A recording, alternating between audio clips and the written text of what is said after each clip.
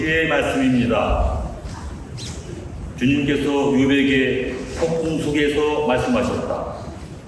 누가 문을 닫아 바다를 가두었느냐? 그것이 모태에서 솟구쳐 나올 때 내가 구름을 그 옷으로 먹구름을 그 포대기로 삼을 때 내가 그 위에다 경계를 긋고 빗장과 대문을 세우며 여기까지는 와도 되지만 그 이상은 안 된다. 너희 도도한 사도는 여기에서 멈추어야 한다. 할 때의 말이다. 주님의 말씀입니다. 하나님 감사합니다.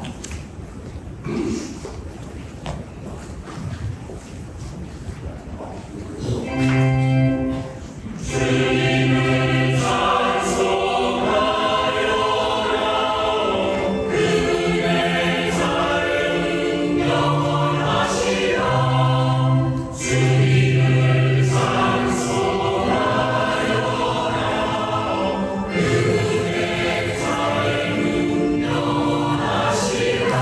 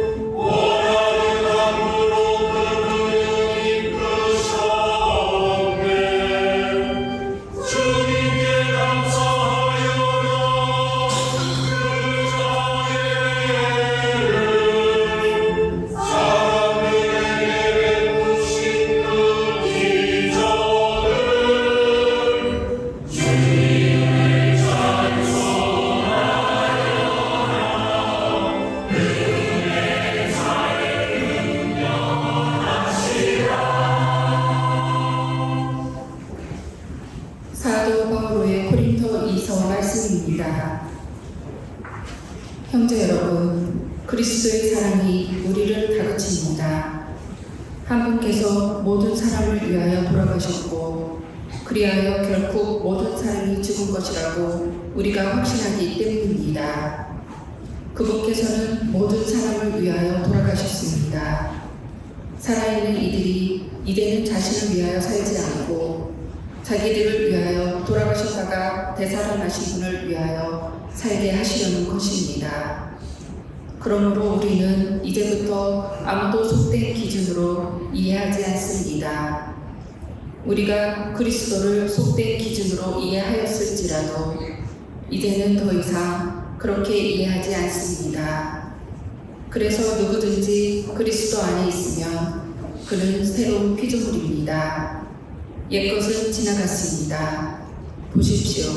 새 것이 되었습니다. 주님의 말씀입니다. 하나님 감사합니다.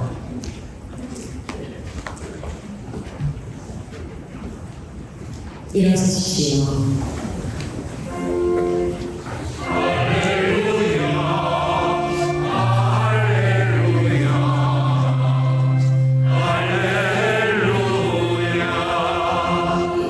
우리 가운데 큰 기억자가 나타나셨네. 하느님이 값진 백성을 찾아오셨네. 할렐루야, 할렐루야, 할렐루야. 주님께서 여러분과 함께 또한 사랑과 함께 마르코가 전한 거룩한 복음입니다. 주님 영광 받으소서. 그날 저녁이 되자 예수님께서 제자들에게 호수 저쪽으로 건너가자 하고 말씀하셨다.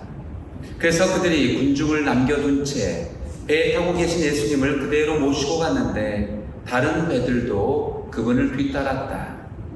그때 거센 돌풍이 일어 물결이 배 안으로 들이쳐서 물이 배에 거의 가득 차게 되었다. 그런데도 예수님께서는 고물에서 베개를 베고 주무시고 계셨다.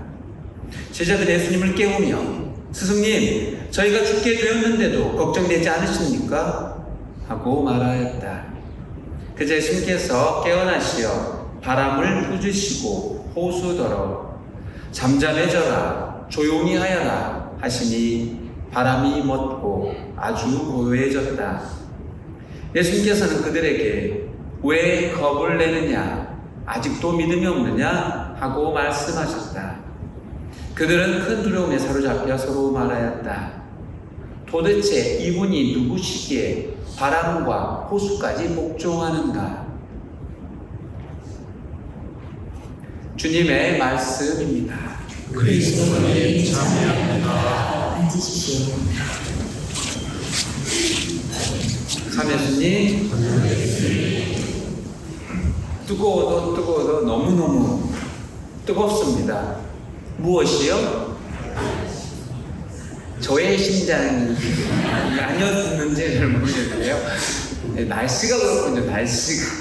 네, 지구가 뜨겁네요. 그래서 너무너무 덥습니다. 어제 비가 와서 조금 더위를 한풀 식힌 거는 같지만 계속 또 더위를 우리가 어떻게 잘 다스리고 보듬어 안고 살 수 있을지 쉽지가 않습니다.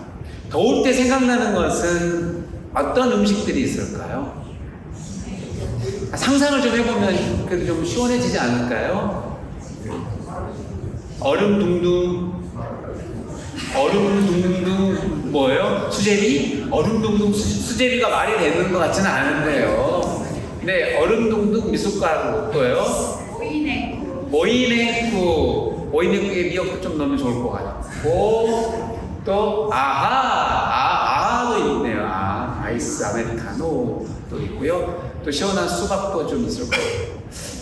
야, 이 피자 딱 시작할 때 이 시원한 걸 또 상상하니까 끝나고 나서 바로 드실 것 같은 느낌도 드는데요. 저희가 운이 좋으면요, 다음 달에 미사 끝나고 여러분에게 시원한 뭔가를 드릴 수 있습니다. 기대하시라. 실망이 크실 것이다. 기대를 하지 말져라. 기쁨이 클 것이다. 그렇게 되는데요. 너무 더우면 또 시원한 또 물 한 잔이라도 대접해야 되지 않을까라는 게 저 개인적 생각이 좀 있고, 그래서 너무 더울 때 한 35도 정도 되면 좀 해야 되지 않을까 혼자 생각을 해봅니다.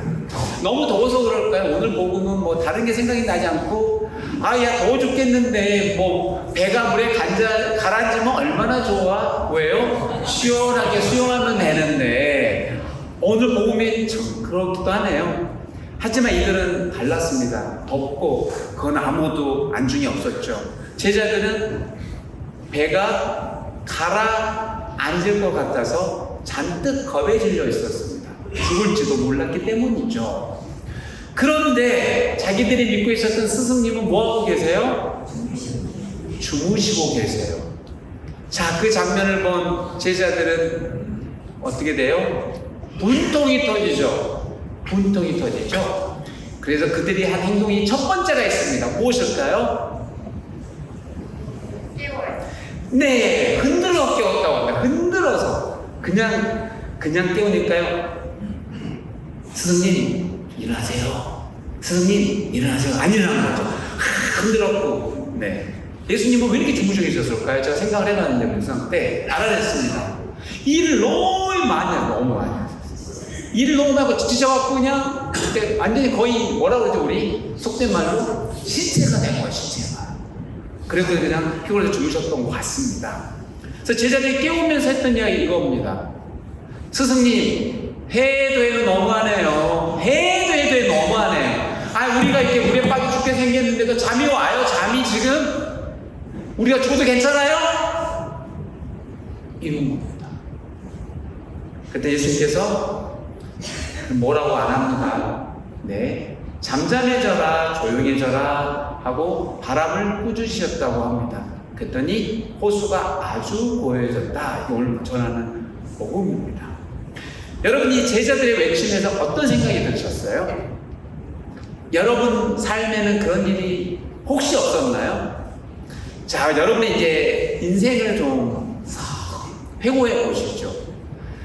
어려운 일이 더 많았는지 아니면 순탄하게 좀 뭐랄까요? 잘 이렇게 큰 어려움 없이 오셨는지는 모르겠습니다만 단 한 번도 어려움이 없었던 분은 안 계실 거예요.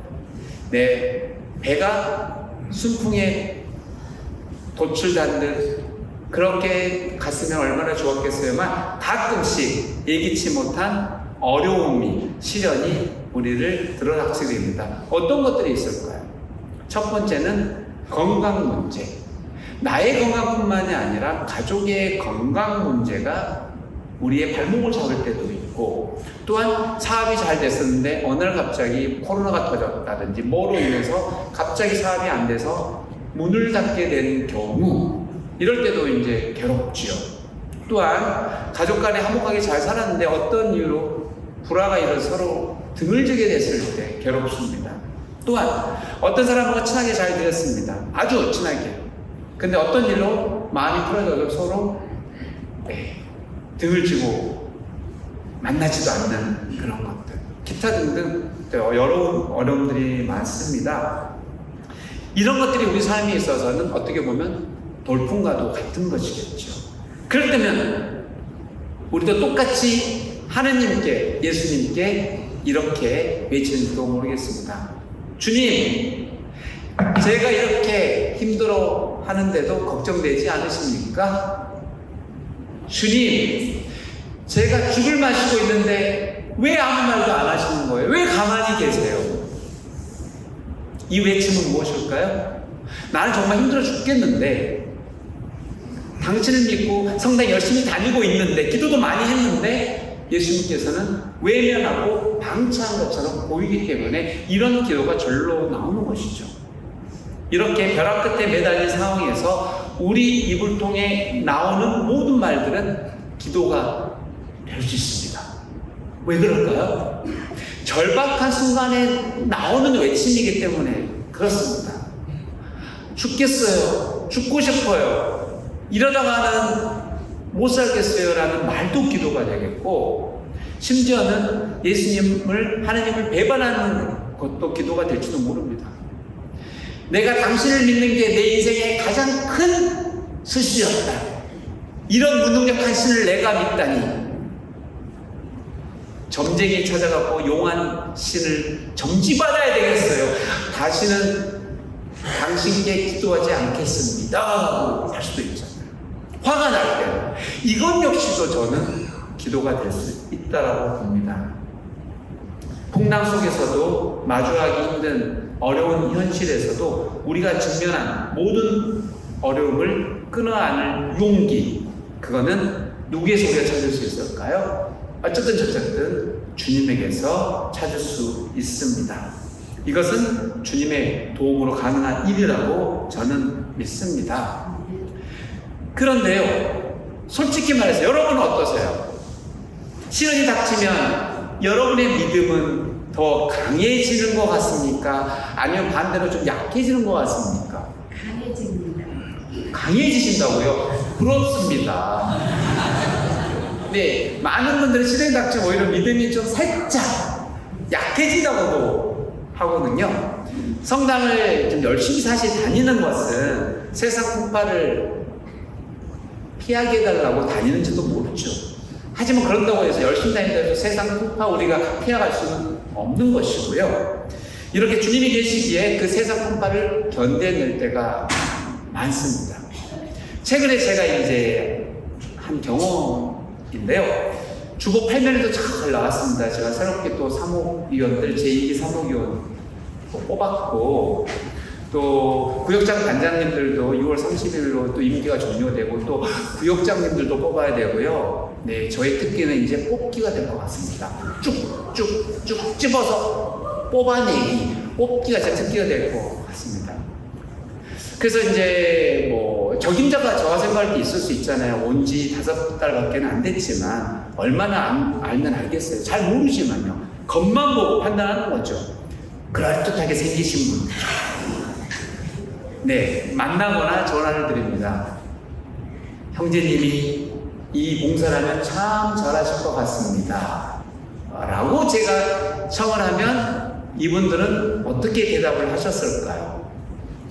아유, 신부님 당연히 제가 잘할 수 있죠. 신부님 사람 보는 눈이 있네요. 저는 아주 그건 누워서 콩 먹기 싫어 쉽게 할 수 있습니다. 왜 이제야 전화를 주셨습니까? 진즉 주사에 얼마나 제가 전화를 기다렸는지 모릅니다. 라고 했을까요? 아닙니다. 신부님 사람을 잘못 보신 것 같아요. 저는 그런 사람이 못 됩니다. 저는 많이 부족하고 능력도 없습니다. 그리고 그 일을 잘 해냈지 너무 두렵습니다. 이렇게 대답을 하시더라고요.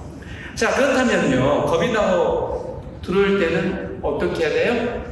이분들은 하느님의 일을 하는 분이고 하느님과 교회를 위해 봉사하시는 분이잖아요. 그러면 그 힘도 하느님에게서 얻어야 되는 것이죠. 그래서 제가 말도 안 되는 소리를 했습니다. 하느님은 믿지 말고 저를 믿으세요 라고 하고 싶었으나, 네, 그렇게 하지 않았고 하느님을 한번 믿어보시고 가보십시오. 우리가 부족하고 능력이 미천하나 그 부족한 점을 주님께서 메꿔주시겠지요 라고 이렇게 했죠. 그렇잖아요. 뭐 일을 잘해낼지 못해낼지는 모르지만 못해도 되죠. 그 빈자리를 주님께서 채워주시기 때문입니다. 우리는 사실 믿음이 강할 때보다 약할 때가 더 많았는지도 모릅니다. 지금도 여전히 믿음이 약한 자라고 고백하시는 분이 많을 것입니다. 이것을 반대로 생각해 보면 여러분들은 참으로 겸손하신 분들입니다. 믿음이 아주 강하신데도 불구하고 본인 스스로를 믿음이 약하다고 고백하기 때문입니다. 믿음이 약하다고 고백하셨기 때문에 납작 엎드려서 주님께 어떻게 돼요? 매달려서 의탁하고 또한 믿음을 더해달라고 기도하시겠죠. 아마 그렇게 하고 계시다고 저는 믿습니다. 우리가 바쁜 와중에서도 성당에 나와 하느님을 믿는 이유는 무엇일까요? 부귀영화를 얻기 위해서일까요? 아까 말씀드렸다시피 어떤 시련도 없이 피해가게 해달라고 성당을 다니는 걸까요? 나이는 나쁜 일은 싹 없어지고 좋은 일만 생기라고 성당을 다니는 것일까요? 혹시 그런 바람으로, 그런 기대로 성당을 다니시는 분이 계시다면 아마 1년도 버텨내지 못하고 냉담하실 것입니다. 왜냐하면 하나님께서는 그분의 바람대로 움직이지 않기 때문입니다. 안타깝게도 말이죠. 그래서 오히려 반대로 기도하는 편은 어떨까요? 거센 돌풍으로 인하여 배가 가라앉을 지경이 되어도 당황하지 않고 평화를 누릴 수 있게 해달라고 기도하는 것. 이게 훨씬 현실적인 기도가 아닐까요? 내 인생에는 늘 주님께서 함께 하시기에 그 어떤 풍파에도 나는 평화를 누릴 수 있고, 그래서 걱정이 없다면 성당 다니는 일, 이것이 남는 장사가 아닐까요? 만약에 여러분들이 성당에서 교문도 내고 헌금 내시고 바쁜 와중에서 시간 내서 이렇게 와 계시는데 계속 괴롭고 힘들고 마음은 어지럽고 계속 소용돌이가 휘몰아친다면 그거는 남는 장사가 아니라 손해보는 장사. 그래서 여러분들은 주님께 납작 엎드려서 기도하셨으면 좋겠습니다. 주님, 제가 죽게 생겼습니다. 하지만 저는 믿습니다. 주님께서 저를 지켜주시고 구해해 주실 것이라는 것이죠. 그래서 저는 주님이라 고백합니다. 저를 지켜주셔서 감사합니다. 이렇게 기도하시면 좋겠습니다. 잠시 묵상하시겠습니다.